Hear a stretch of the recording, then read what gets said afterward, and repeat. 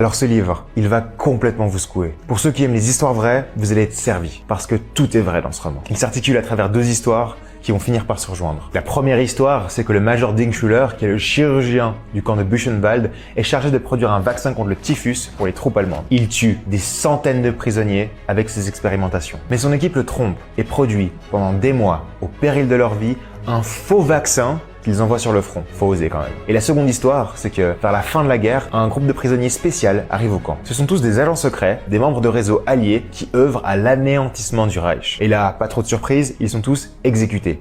Tous, sauf 3 personnes. On réussit à convaincre Dingschuller de les sauver, parce que ce dernier, il se rend bien compte que la guerre, elle va pas trop dans son sens, et qu'il va pas tarder à devoir faire face à la justice pour crimes de guerre. Et il se dit peut-être que sauver des personnes influentes, ça pourrait diminuer sa paix. Et c'est ici que les deux histoires se rejoignent. Il va donc donner aux officiers l'identité de victimes d'expérience pour le typhus, afin de les faire disparaître. Ces 3 officiers sont les derniers sur la liste. La dernière opportunité de clémence pour les bourreaux, et le dernier espoir pour les victimes. Écrit comme un journal de bord, c'est un livre qui est fouillé, bien recherché, bien documenté. Tout est vrai dans le roman. Donc je peux pas assez vous recommander de lire Les Derniers sur la liste de Grégory Saint-Gall, publié aux éditions Grasset.